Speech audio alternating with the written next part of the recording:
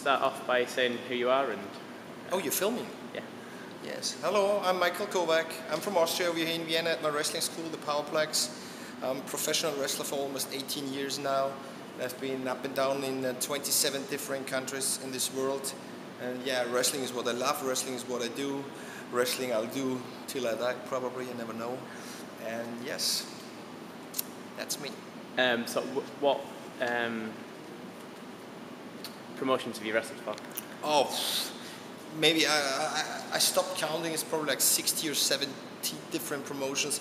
The most important, the names maybe people know, is ECW in the United States in '98, the original one. I had to try out for WWE, I had to try out for TNA, I've been to Japan, and yeah, all the major promotions in Europe.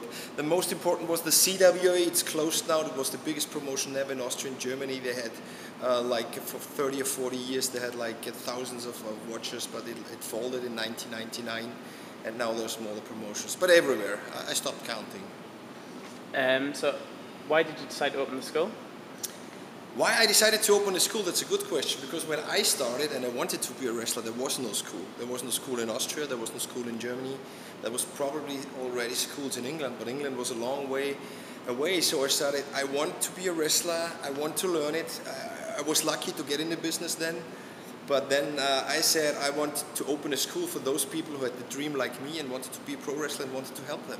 And I really love it. I really love to teach people, and I think I have a pretty good school.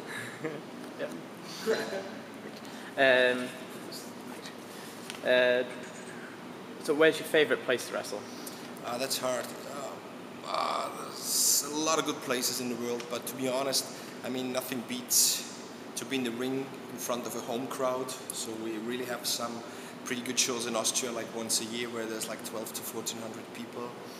But I mean, I enjoy it everywhere. The thing is, you want to collect countries, you go to new places, you enjoy it. I enjoyed it in the States, I enjoyed it in Japan. It's a tough question, but at the end of the day, I'd say, yeah, the home crowd. You want to be good in front of the home crowd. Okay. People say that wrestling isn't real, it's not a real sport. How would you... That's the thing, you know, you just had a training session, you know, how would you tell the people? I say, if you want to prove me wrong, come to the training. It's very hard. People don't see the injuries we have, the struggles, you have to work so hard, and you can put some holds on people and make them believe, because it's 80% sport. Okay, there's some show, I'm going to admit that, but it's a real little part. And if you don't know the show, you're not ready for the, if you don't know the sport, you're not ready for the show. That's one of my sentences. I just had an hour session and I found it really hard. How long does it take for someone to get to a standard where they could get in the ring, and how often do they have to train a week? The thing is, I train the people just like once a week because I don't have too much time myself. But I'd say on a regular basis like that, it takes the people like a year if they wrestle like once a week and they have like 1 or 2 lessons. And I mean, it depends. There are people who are getting there quicker, and some people taking longer.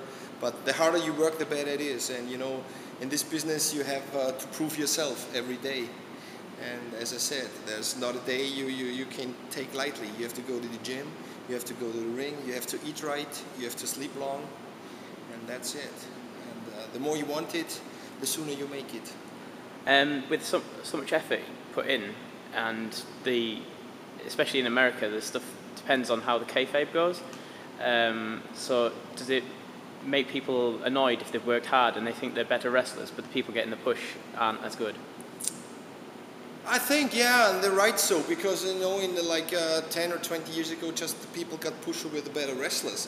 But now, what really counts is who the people love. If the people love, like I don't know, a guy, then he gets the push. And normally, the guy is the champion who sells the most merchandise. I mean, but that's the business. You get paid for that, and you know, sometimes you have to lose to a guy, you know, you can beat within a minute. But it's how you tell the story to the people. And kayfabe is gone. Like it died in the last 10, 15 years. people know that it is a work, but it's hard work. Then that's the difference. We still should get the respect of the people that what we do is we bring our passion in there. It's our body, it's our health, our injury, and that's the thing. But as you said, you know, you have to do what you have to do. That's pro wrestling. And if somebody pays me a lot of money, I don't mind, you know, losing to a weaker guy. Like you say, it's changed a lot in the last like 20 years. It moved from being more pure wrestling to being more gimmicks and weapons and stuff, and then it's sort of scaling back on that. Which do you prefer? Do you prefer the pure wrestling, or do you like it where there's more? The thing is, to be honest, I really prefer the pure wrestling because that was how I was brought up. I mean, it is a sport in first place, and it should be competition in the thing. But you know, sometimes it doesn't hurt to have a good idea, especially for the television. If somebody's a good gimmick and it gets over by the people, why not? If the people want to see, at the end of the day, it's the people that buy the tickets, and if they want to see a guy jumping around in a costume, then they should have the guy jumping around in a costume. But normally, I really prefer the sport, the competitive side of the wrestling. But the thing is, it's a mixture of everything, and everybody should be happy. Okay. And finally, who's the favorite person you've ever wrestled against? That's hard. That's really hard. I have to mention like 2 or 3 names. One of the purest wrestlers in the world. He's still active. Is Finlay from Ireland, one of the toughest bastards in the world. He could crack anybody. I like to mention Rob Van Dam because I had some of the best matches with him. I really want to have one more go with Rob. And people I haven't had wrestle, and I really would love to, would be Kurt Angle and Shawn Michaels, but Shawn Michaels retired, so that's gone. Kurt Angle would be great. I think he's one of the best in the world too. But on the other hand, there's so many good European wrestlers. I want to mention Doug Williams, which is the best English wrestler in the world right now, and we still have like good Austrian wrestlers like, what was the name? Michael Kovac. He's fantastic. You should check him out on YouTube. He's fantastic. So there's a lot of great talents in Europe. You better watch that. Not just the cheesy peasy American stuff.